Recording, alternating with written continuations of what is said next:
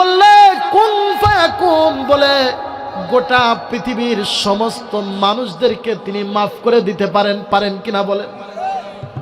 অপ্রিয় মুসলমান, এমন বিশ্বাস যাদের মধ্যে আছে, আমার আল্লাহ ঘোষণা করেছে, এমন বিশ্বাস যাদের মধ্যে আছে, আমি আল্লাহ যে সেকেন্ডের মধ্যে ক্ষমা করতে পারি। যা দুনিয়ার বান্দাবান্দি কথা দিলাম, সারা জীবন গুনাহ করবি, সারা জীবন গুনাহ করবি বান্দাবান্দি, যদি একটা বার আমার দরবারে তুই স্যালেন্ডার হয়ে মন থেকে যদি একটা বার আমার দরবারে কিবরিয়াতে সিজদা দিয়ে যদি বলিস আস্তাগফিরুল্লাহ, একবার যদি আমার প্রতি ঈমান এনে বিশ্বাস করে মহব্বত করে যদি বলিস আস্তাগফিরুল্লাহ, আল্লাহ পৃথিবীর সমস্ত দরজা ত্যাগ করে তোমার দুয়ারে এসেছি গো মাওলা, ও মাওলাই কারীম, জীবনে অনেক গুনাহ করেছি, যদি তুমি হিসাব নাও তাহলে জব তা দিতে পারবো না। গুনার যদি হিসাব নাও মাওলা, আমি তো ক্ষমা পাবো না, কিন্তু তোমার দুয়ারে এসেছি। আমার আল্লাহ এত খুশি হয় বান্দা জানো, ও সাতানি ডুবে জানি বালিয়া ডাঙ্গির মুসলমান মা বোনেরা, আমার আল্লাহকে যখন প্রিয় পুকুর নিয়া বাসি শুনে রাখো, আমার আল্লাহর দরবারে যখন সর্বোচ্চটা দিয়ে নিজেকে উজাড় করে স্যালেন্ডার করবা, নিজেকে ছোট করবা, তখন আমার আল্লাহ কি বলে জানো? আমার আল্লাহ তাআলা বলে, ও আমার ফেরেশতারা, যেহেতু আমার অমুক বান্দাবান্দি আমার দরবারে সে তওবা করেই ফেলেছে, আমার জাতের কসম দিয়ে বললাম, ইল্লা মান তাবা ওয়া আমানা ওয়া আমিলা সালিহান ফাউলাইকা ইউবাদদিলুল্লাহু সাইয়্যাতিহিম হাসানাত। আরো জোরে বলেন আল্লাহু আকবার। আমার আল্লাহ বলে, ও আমার ফেরেশতারা, যা যা আমার জাতের কসম, আমি আল্লাহর জাতের কসম, আমার ওই বান্দা বান্দিদের আমি তো ক্ষমা করেই দিব, গুনাহ তো মুছেই দিব। এইখানে শেষ নয়, যে পরিমাণ গুনাহ নিয়ে আমার দরবারে এসেছে, আমি আল্লাহ কথা দিলাম ওই পরিমাণ নেকি তাদের আমল নামায় দান করে দিলাম। সুবহানাল্লাহ। আল্লাহ তাআলা তিনি পারেন। যে আল্লাহ হযরত আদম নবীর দোয়া কবুল করেছে 350 বছর পরে, ওই আল্লাহ কি এখনো আছে না বাবাজি? কথা বলেন, আছে কিনা? যে আল্লাহ হযরত নূহ আলাইহিস সালামকে 950 বছর রিসালাতের দায়িত্ব দিয়ে পাঠাইছিলেন, আমার আল্লাহ তাআলা এখনো আছে কিনা বলেন? আমার যে আল্লাহ হযরতে নবী ইব্রাহিম আলাইহিস সালাতু ওয়াস সালাম অগ্নির মধ্যে যাকে নিক্ষেপ করা হলো, আমার আল্লাহ তাআলা বললেন, কুলনা ইয়া নারু কুনি বারদান ওয়া সালামান আলা ইব্রাহিম। আল্লাহু আকবার বলেন। আমার আল্লাহ বললেন, ও আগুন, আমি তো তোকে সৃষ্টি করেছি, খবরদার তোর এই আগুনের মধ্যে কিন্তু আমার খলিলুল্লাহ প্রবেশ করেছে, তোর এই আগুনের মধ্যে কিন্তু আমার খলিল প্রবেশ করেছে, খবরদার যদি আমার খলিলের একটা পশমেরও ক্ষতি হয়, আগুন তোর কিন্তু অবস্থা খারাপ আছে। আগুন উত্তর দিচ্ছে, ও মাওলা, জীবনে আমার কাছ থেকে কেউ তাপ ছাড়ার কিছুই পাই না। ও প্রিয় পুকুনিয়ার মুসলমান, আমার মা বোনেরা, আগুন থেকে তো শুধু মানুষ তাপই পায়, আঁচ পায়, কথা ঠিক কিনা বলেন? আগুন তো ঠান্ডা করার জন্য আসে না, আগুন তো জ্বালায় দেওয়ার জন্য আসে। আগুন বলতেছে, ও মাওলাই করিম, আজকে আমি আগুন এমন এয়ার কন্ডিশনার হয়ে যাব, আমি আগুন আপনার খলিলকে এমন ভাবে রাখবো, আপনার খলিল যতদিন আমার মধ্যে থাকবে এমন শান্তি সৃষ্টভাবে এইভাবে আর পৃথিবীতে কোনোদিনও থাকবে না। সুবহানাল্লাহ। আল্লাহর ক্ষমতা এখন আছে কিনা বলেন? যারা বিশ্বাস করে তাদেরকে আল্লাহ রাখতে পারে। সুবহানাল্লাহ। যে আল্লাহ তাআলা হযরতে মূসা নবী আলাইহিস সালাতু ওয়াস সালামকে বনি ইসরাইলের সঙ্গে সমুদ্রের মধ্যে থেকে নদের মধ্যে 12খানা রাস্তা দান করে পার করে দিছেন, এখনো এই আল্লাহর ক্ষমতা আছে কিনা বলেন? ও প্রিয় মুসলমান,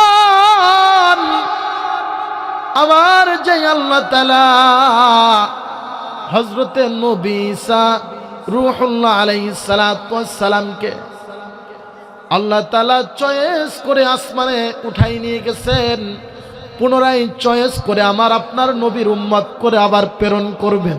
সুবহানাল্লাহ বলেন। ওই আল্লাহর ক্ষমতা এখনো আছে। এই বিশ্বাস যদি আমার আপনার দিলের মধ্যে থাকে মুসলমান, ও প্রিয় মুসলমান, এই বিশ্বাস যদি আমার আপনার দিলে থাকে, আমরাও কিন্তু সফল কাম হয়ে যাব। সুবহানাল্লাহ।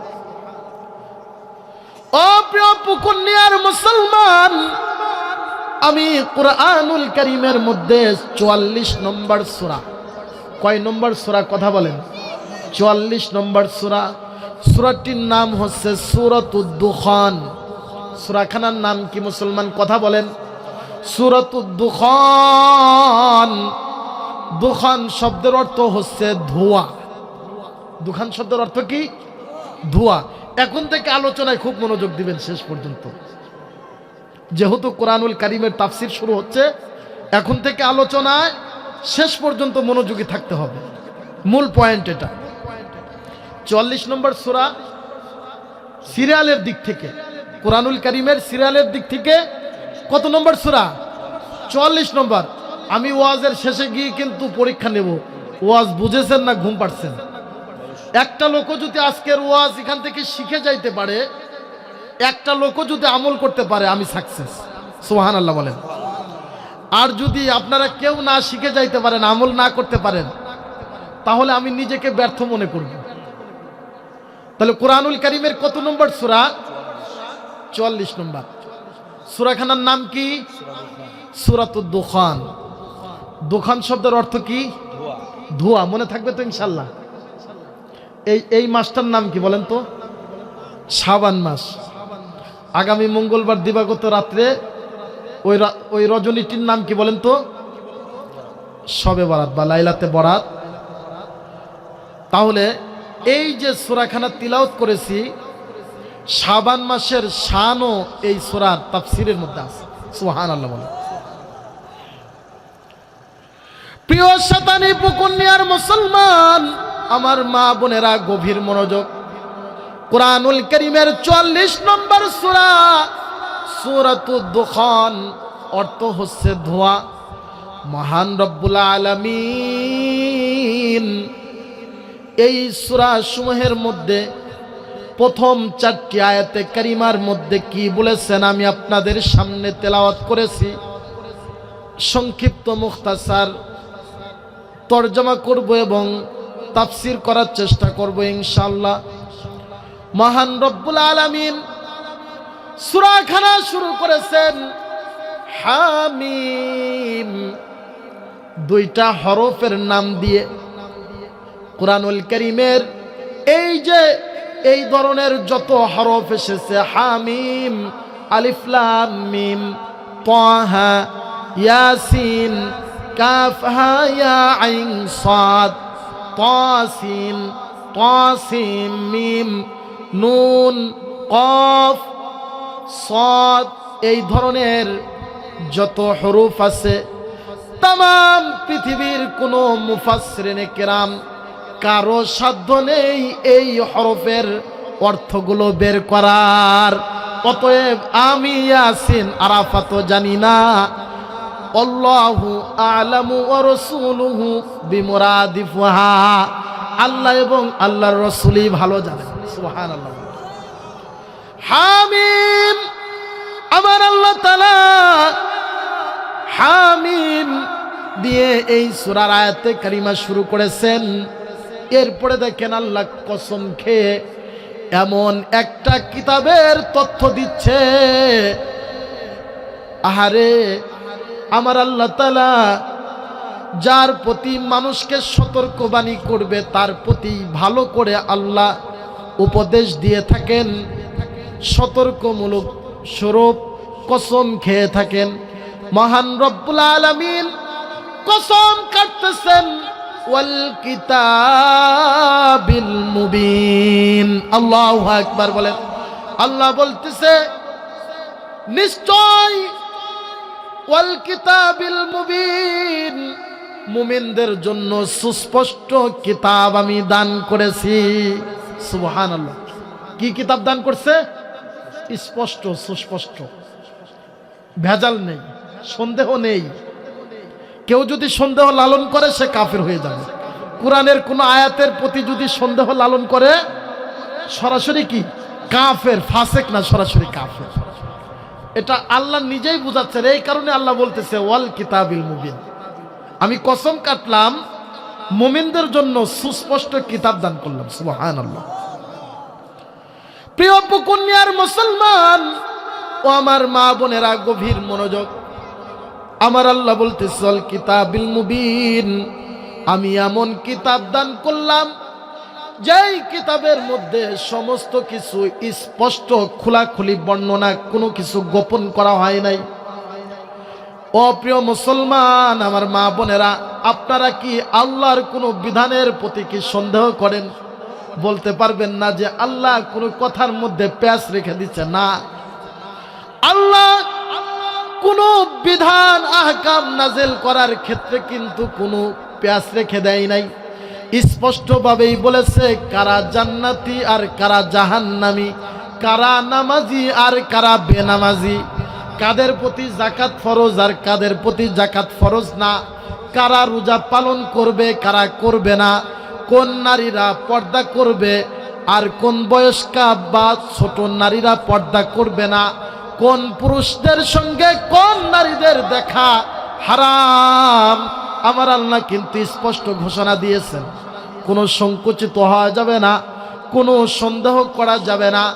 এমনকি আমার আল্লাহ পৃথিবীর সৃষ্টির দিন থেকে আরম্ভ করে আমাদের ময়দানে মাহশর পর্যন্ত যত আহকাম বিধিবিধান সমস্ত কিছু আল্লাহ এই কুরআনুল কারীমের মধ্যে দান করে দিয়েছেন। কথা ঠিক কিনা বলেন? আরো জোরে বলেন কথা ঠিক কিনা মুসলমান? এই কারণে কুরআনুল কারীমের ব্যাপারে কোনো সন্দেহ করা যাবে না। আল্লাহ ওয়াও শব্দ দ্বারা কসম খেয়েছেন। কোন শব্দ? কথা বলেন। ওয়াও। কোন আয়াতে কারিমার শুরুতে যদি ওয়াও শব্দ ব্যবহার হয়, আপনারা এখন থেকে বুঝবেন কোন আয়াতের শুরুতে যদি ওয়াও দিয়ে শুরু হয়, ওই আয়াতের মধ্যে আল্লাহ বড় ধরনের কোনো সতর্কমূলক ঘটনা বর্ণনা করবেন, সতর্কমূলক বাণী বর্ণনা করেছেন। মনে থাকবে তো ইনশাআল্লাহ? ও প্রিয় মুসলমান, যেমন আল্লাহ তাআলা সূরাতুল আসরের শুরুতে বর্ণনা করলেন ওয়াল আসর, আল্লাহ সময়ের কসম খাইলেন। ওয়াও দিয়ে শুরু হয়েছে। কথা বুঝতেছেন তো মুসলমান? কষ্ট হচ্ছে না? ওয়াল আসর ওয়াও দিয়ে শুরু হয়েছে, সময়ের কসম আল্লাহ খেয়েছে, কালের কসম। দেখেন ওয়াও দিয়ে শুরু হওয়ার কারণে সময় যে এতই দাম, এত দাম। সময় এমন একটা দামি জিনিস, কেউ যদি কালকে মারা যায়, আমি আপনি কি বলবো, আহারে ওই লোকটা গতকাল মাহফিলে গিয়েছিল, সাক্ষাৎ হয়েছিল, আজকে মারা গেছে। এটাকে বলা হয় সময়। দেখবেন কোনো মানুষের হাতে যদি সময় কম থাকে, সে কি বলে, আমার টাইম নাই, আমি চলে যাচ্ছি। সময় এতই দাম, এতই দাম মুসলমান। ও প্রিয় পুকুনিয়ার মুসলমান, আমার মা বোনেরা গভীর মনোযোগ। এই কারণে আল্লাহ দেখেন সময়কে কসম খেয়ে ভালোভাবে আমাদেরকে উপদেশ দিচ্ছে, ও দুনিয়ার বান্দা বান্দিরা, সময় নষ্ট করো না, করো না। যে মারা গেছে সে সময়ের দাম বোঝে। আরে যে মারা গেছে, যে কবরবাসী, সে কিন্তু ঠিকই সময়ের দাম বোঝে। সময়ের দাম যদি নাই বুঝবে, সূরাতুল মুনাফিকুনের মধ্যে এসেছে, যারা ইন্তেকাল করেছে, আযাবের মধ্যে রয়েছে, তারা আল্লাহর দরবারে আরজি করে, ইযা জাআ আজালুহুম লা ইস্তাখিরুনা সাআতাও ওয়া লা ইস্তাকদিমুন। আল্লাহু আকবার। মহান রব্বুল আলামিন বলে, যারা জাহান্নামী, যারা আযাবের মধ্যে গ্রেফতার হয়ে গেছে, তারা আল্লাহর দরবারে বলবে, ও মাওলাই কারীম, একটা দিনের জন্য দুনিয়াতে পাঠাও। আহারে একদিনের জন্য দুনিয়াতে পাঠাও, কথা দিচ্ছি দুনিয়াতে গিয়ে একটা সেকেন্ডও সময় নষ্ট করব না, প্রতিটা সেকেন্ড তোমার হুকুম মানব, সুবহানাল্লাহ বলবো, আলহামদুলিল্লাহ বলবো, আল্লাহু আকবার বলবো, লা ইলাহা ইল্লাল্লাহ বলবো, নামাজ পড়বো, কোনো গুনাহ করব না। মাওলা একটা দিন সময় দাও, দুনিয়াতে ঘুরে এসে একটা দিন আমল করে তোমার আদালতে কিবরিয়াতে দাঁড়ায়া যেন বলতে পারি, একটা দিন আমি আমল করে এসেছি। আরে মুসলমান, দিলটা একটু নরম করো মুসলমান। ও আমার যুবক ভাইয়েরা, আমার মা বোনেরা, আমাদের কত রজনী গুনার মধ্যে কেটে যায় কিনা বলেন? আরে রাত্রে কত মানুষ গুনার কথা স্মরণ করে চোখের পানি ফেলে যুবক। আবার কত যুবক ভাইরা আছে সারা রাত মোবাইল ফোন নিয়ে ব্যস্ততার মধ্যে সময় কাটাই দিয়ে রাত্রটা ব্যয় করে দিচ্ছে। আহারে অনেক যুবক ভাই যারা আছো, তোমাদের বয়স অনেকেরই 20-25 বছর, 30 বছর হয়ে গেছে। এমনও হয়েছে 365টা দিনের মধ্যে কোন রাতেও ইশারের নামাজটা পড়েও রাত্রে ঘুমাও নাই, ফজরের নামাজটাও সকালবেলা পড়ো নাই রে বাবা। ও প্রিয় মুসলমান, আমার মা বোনেরা, তোমাদেরকে বলি মা, এইভাবে কত গুণ আমাদের দ্বারা হয়ে যায় কিনা বলেন? 365 দিনের মধ্যে অনেকেরই আছে তার ভাগ্যে একটা বার ফজরের নামাজ পড়ারও সৌভাগ্য হয় নাই, অনেকেরই আছে ইশারের নামাজও পড়ার সৌভাগ্য হয় নাই। ও প্রিয় মুসলমান, আমার মা বোনেরা, দিলের কান দিয়ে ভালো করে শোনো, চোখ থেকে এক ফোঁটা পানি ফেলো। সময় যে আমরা কিভাবে ব্যয় করতেছি, যেই সময়টা অপচয় করে নষ্ট করতেছি, ওই সময়ের মধ্যে কিন্তু একবার আল্লাহ বলে ডাকা যাইতো কিনা বলেন? একবার মহাব্বতে ডাক দাও আল্লাহ, আরো মহাব্বতে ডাক দাও আল্লাহ। আরো মহব্বতে ডাক দাও আল্লাহু আকবার, আরো মহব্বতে ডাক দাও সুবহানাল্লাহ, আলহামদুলিল্লাহ। এইভাবে দেখেন গল্পের মধ্যেও কিন্তু সময় এইভাবে কেটে যায়। ও আমার বাবাজি মুসলমান, অনেকে আসো বাবা চার দোকানের মধ্যে বসে গল্প গুজব করে চায়ের স্টলে বসে সময় নষ্ট করে দাও বাবা। আহারে এই যেই সময়টা চায়ের দোকানে তুমি নষ্ট করে দিচ্ছ, যদি আমার আল্লাহকে নিরিবিলি নিরিবিলি গোপনে গোপনে যদি একবারও ডাকতে বলতা আল্লাহ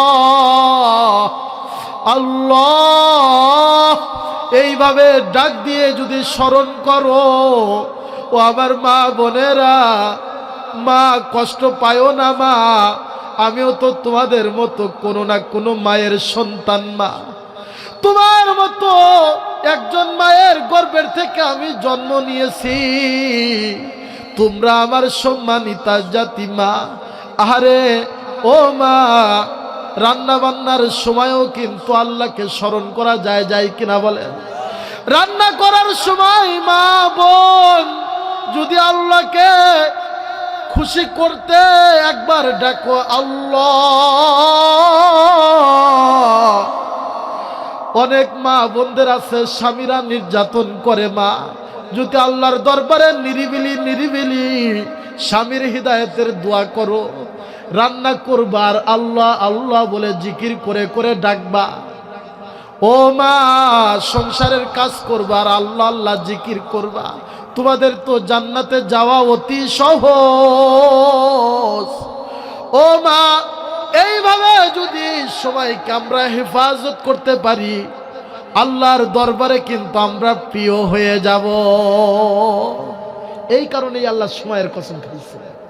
আমি এতক্ষণ যেটা বোঝাচ্ছিলাম সূরা দুখানের 2 নম্বর আয়াতের মধ্যে আল্লাহ যেটা বলতেছে ওয়াল কিতাবিল মুবিন, যে স্পষ্ট কিতাব আমি মুমিনদের জন্য দান করেছি। সুবহানাল্লাহ, আল্লাহ কসম খেয়ে এই কিতাব আমাদের জন্য কি করছে? দান করেছে।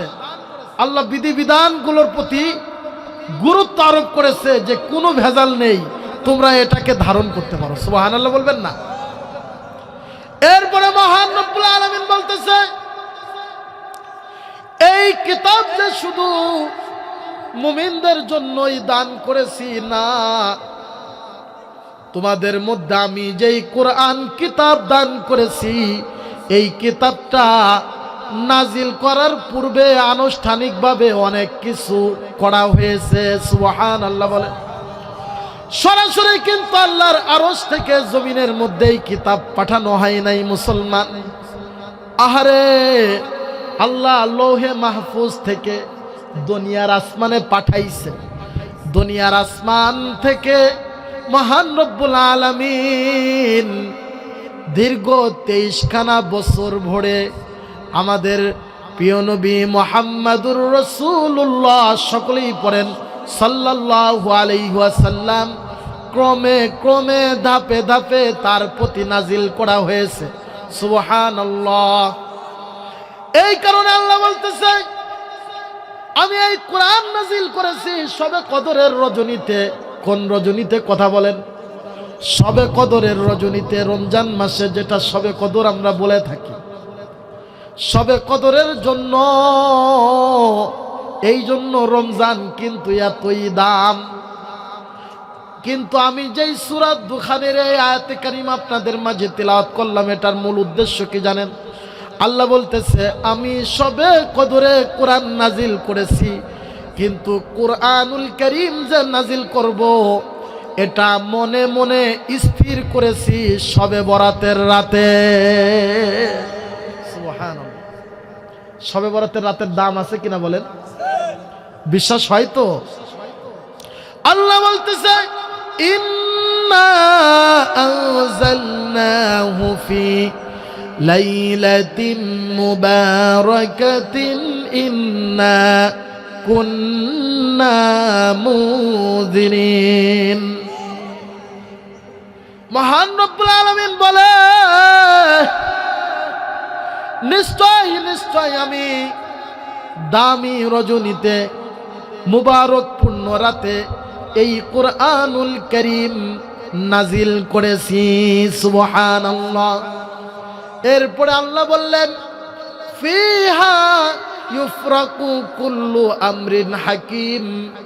এই যে আয়াতে কারিমা আমি তেলাওয়াত করলাম, এই আয়াতে কারিমাটা স্পষ্টভাবে সাব্যস্ত করে শবে বরাতের রজনীতে মহান রব্বুল আলামিন গোটা পৃথিবীর সমস্ত প্রজ্ঞাপন, সমস্ত বিধিবিধান, সমস্ত তাকদীর, আগামী বছরের যত যা কিছু বিল পাস হবে শবে বরাতের রজনীতে আল্লাহ এটা জারি করে দেন। আল্লাহ তার দরবার থেকে এটা সার্কুলার করে দেন। সুবহানাল্লাহ বলবেন না? এই জন্য আল্লাহ বললেন, ফিহা ইউফরাকু কুল্লু আমরিন হাকিম। নিশ্চয় আমি যা কিছু প্রজ্ঞাপন জারি করি এই রাতেই করে থাকি। সুবহানাল্লাহ। ও প্রিয় পুকুর নিয়া ডুবে জানি বালিয়াডাঙ্গির মুসলমান আমার মা বোনেরা, আমি সহজভাবে বলি, আমরা যেটাকে শবে বরাত বলি, কোরআন হাদিসের ভাষায় কিন্তু এর নাম শবে বরাত না। কোরআনের ভাষায় নাম হচ্ছে লাইলাতুল মুবারাকা, আর হাদিসের ভাষায় নাম হচ্ছে লাইলাতুন নিসফে মিন শাবান। এই কারণেই অনেক আহলে হাদিস ভাইরা আছে, তারা হাদিস না বোঝার কারণে তারা সরাসরি অস্বীকার করে ফেলে শবে বরাত বলতে কোনো কিছু নাই। নাউজুবিল্লাহ বলেন। ও প্রিয় মুসলমান, শবে বরাত এমন দামি একটা রজনী, মহান রব্বুল আলামিন তিনি এই রাতে আগামী বছর কে মারা যাবে, কথা বুঝবেন মা বোনেরা। ও প্রিয় সাতানির মুসলমান, গভীর মনোযোগ। এই শবে বরাতের রজনীতে আল্লাহ যেই প্রজ্ঞাপন জারি করেন আগামী বছর কে মারা যাবে, কতগুলো মানুষ মারা যাবে, তাদের লিস্ট শবে বরাতের রাত্রে জমা হয়ে গেছে। আহারে, ওই লিস্টের মধ্যে যদি আমার আপনার নাম ঢুকে যায় কি হবে বলেন? আবার আপনার জীবনে তো এখনো অনেক গুনাহ, গুনার গুনাহ। এই যে আগামী মঙ্গলবারের দিবাগত রাতে যেই শবে বরাত আসতেছে, ওই শবে বরাতের রজনীতে যদি আমার আপনার নামগুলো মৃত্যু ব্যক্তিদের কাতারে ঢুকে যায়, বাহাদুরি কি থাকবে মুসলমান? কিসের টাইটেল, কিসের মাওলানাগিরি, কিসের মুফতিগিরি, কিসের হাফেজগিরি, কিসের ইমামগিরি, কিসের বক্তার তক্তা, কিসের হাজি আর গাজী, কিসের নেতার এমপি, চেয়ারম্যান আর প্রধানমন্ত্রী। আহারে, যদি আমার আপনার নামগুলো যদি এই যে মঙ্গলবারের দিবাগত রাতে যেই শবে বরাত আসতেছে এই রজনীতে যদি আমার আপনার নামগুলো মৃত্যু ব্যক্তিদের কাতারে চলে যায়, মৃত্যু অনিবার্য। আবার এই রাত্রে আগামী বছর কারা কারা এই দুনিয়াতে আগমন করবে, আগত শিশুদের লিস্ট করা হবে। কোন মায়ের গর্ভে মেয়ে হবে, কোন মায়ের গর্ভে ছেলে হবে, কোন মায়ের গর্ভে কেমন সন্তান হবে, সব লিস্ট আল্লাহর দরবার থেকে একটা লিস্ট চার্ট বের করে যে সকল ফেরেশতারা যারা যেইখানে দায়িত্বে আছেন আজরাইলের হাতে ধরাই দেওয়া হবে কারা মারা যাবে। আজরাইলকে অর্ডার করা হবে, এই যে তোমাকে লিস্ট বুঝে দেওয়া হলো, আগামী বছর কাকে কাকে জান কবজ করবা, এই যে লিস্ট। মিকাইলকে বলা হবে পানি কতটুকুন রদ বদল হবে, তাকে বলা হবে ও মিকাইল আগামী বছর কতদিন বৃষ্টি হবে, কত টন পানি আসবে আর যাবে, তার হাতে কিন্তু দায়িত্ব দিয়ে দেওয়া হয়েছে। ও প্রিয় ডুবে জানি পুকুনিয়াবাসীর মুসলমান আমার মা বোনেরা, তাকদীর পেশ করে দেওয়া হবে। কারা অসুস্থ হবে, কারা সুস্থ হবে, হয় কিনা বলেন? আমি আপনি এখন ভালো আছি, অনেকেই রাস্তা দিয়ে সুন্দরভাবে যাচ্ছে, হঠাৎ করে স্ট্রোক করে প্যারালাইজ হয়ে ঘরে পড়ে আছে। অনেকেই গাড়ির নিচে পড়ে একটা পা ভেঙে গেছে, একটা হাত ভেঙে গেছে, হয় কিনা বলেন? ও প্রিয় মুসলমান, অনেকের আছে একটা কিডনি ড্যামেজ হয়ে যাবে, অনেকেই স্ট্রোক করবে, ব্রেন টিউমার হবে, বিভিন্ন রোগ ব্যাধি সব লিস্ট জমা হয়ে যাবে। এই কারণে এই রজনীটাকে বলা হয় ক্ষমার রজনী, ভাগ্য রজনী। সুবহানাল্লাহ বলেন। যার কারণে আল্লাহ কুরআনুল কারীমের মধ্যে বলতেছে, ফিহা ইউফরাকু কুল্লু আমরিন হাকিম। ও দুনিয়ার বান্দা বান্দিরা, আগামী বছরের যত বাজেট, সমস্ত বাজেট আজকেই ঘোষণা করে দেওয়া হলো। সুবহানাল্লাহ। এই কারণে এই রাতের দাম আছে কিনা বলেন? ও প্রিয় মুসলমান, হাদিস শরীফের মধ্যে আম্মা জান আয়েশা সিদ্দিকা রাদিয়াল্লাহু তাআলা আনহা বলেন, আল্লাহর নবী সাল্লাল্লাহু আলাইহি ওয়াসাল্লাম তিনার স্ত্রীদের ঘরে কিন্তু এক এক দিন এক এক স্ত্রীর সঙ্গে আল্লাহর নবীর রাত্র যাপন করা হতো। পালি বসত যেই দিনকে আম্মা জান আয়েশা সিদ্দিকার ঘরে আল্লাহর নবীর পালি পড়েছে, কথা বুঝতেছেন তো? কষ্ট হচ্ছে মুসলমান। আম্মা জান আয়েশা সিদ্দিকার ঘরে আল্লাহর নবীর এই শবে বরাতের রাত্রে পালি পড়েছে। আম্মা জান আয়েশা সিদ্দিকা বলে, আমার মা বোনেরা, তোমাদের জন্য এটা একটা শিক্ষণীয় হাদিস। আম্মা জান আয়েশা সিদ্দিকা বর্ণনা করতেছেন, রাসূলের মুবারক চাদর আমার দেহের নিচে পড়ে আছে, আল্লাহর নবী গভীর রজনীতে চাদর টানতেছে, আমি ইচ্ছা করে শরীরের ভরটা আরো বাড়ায় দিলাম, চাদর আটকায় রাখছে জোর করে। সুবহানাল্লাহ বলবেন না? স্বামী স্ত্রীর মহব্বত এমন, আমার আপনার স্ত্রীদের মধ্যে তো আমাদের ভালোবাসা নেই, আমাদের এখনকার পুরুষদের নারীদের সঙ্গে কোনো ভালোবাসা নেই। দুইজনের হাতে যে দুইটা এরকম দুইটা থাকে না, একজন একদিকে শুয়ে থাকে, আরেকজন আরেকদিকে শুয়ে থাকে।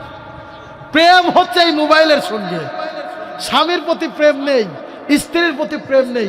ফোনে একটা টোকা মারবেন, মনে করবেন যে ওর দেহের কিছু ভেঙে গেছে, কিন্তু স্ত্রী পড়ে গিয়ে যদি পাও ভেঙে যায়, বলে যে পাও ভাঙে তো সমস্যা নেই, কাশীনাথপুর নিয়ে যায়, পাও প্লাস্টার করে আনে। তো ফোনকে একটু ক্ষতি করবেন, একদিন ওয়াইফাই বন্ধ হয়ে যাবে, বলবে যে আহারে শরীর চলতেছে না, আজকে ওয়াইফাই নাই। কারেন্ট চলে গেলে বলে যে মন পান ভালো না, কারেন্ট নাই। এখনকার আমাদের এমন অবস্থা। কষ্ট পাচ্ছেন মা বোনেরা? কষ্ট পায়েন না।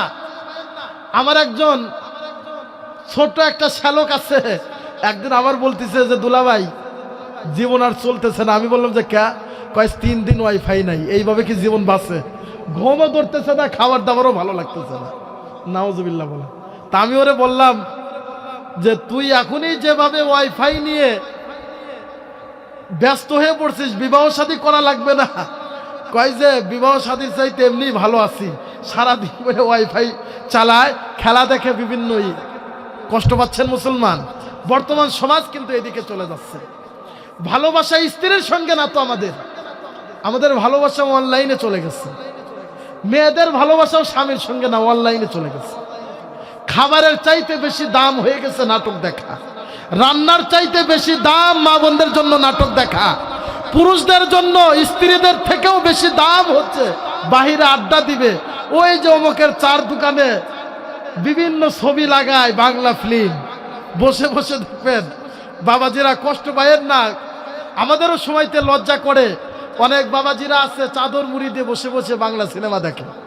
আমরা যে একটু সালাম দেব, হাতে থাকে হচ্ছে ওই যেটাকে কি যেন বলে, মানে আগুনের অস্ত্র হাতের মধ্যে। এখন যদিও অনেক সময় সালাম দেই আমরা, বীরে থাকলেও আমরা সালাম দেই, এটাকে কিছু মনে করি না, এরপরেও কিন্তু সময়তে লজ্জা করে। প্রিয় মুসলমান, মহব্বত রসুলের থেকে শিক্ষা নেন, রসুলের স্ত্রীদের থেকে শিক্ষা নেন। এখন একটা স্ত্রীর সঙ্গে আমাদের মিলন হয় না, মোহাব্বত হয় না। আল্লাহর নবীর এতগুলো স্ত্রী, একজনও কি কোনোদিন অভিযোগ দিছে যে রসুল আমাকে ভালোবাসে নাই? একটা হাদিস দেখাইতে পারবেন রসুলের কোনো স্ত্রী অভিযোগ দিছে? একটা হাদিস দেখাইতে পারবেন না। কেউ বলে নাই যে রসুল আমাকে কম ভালোবাসে।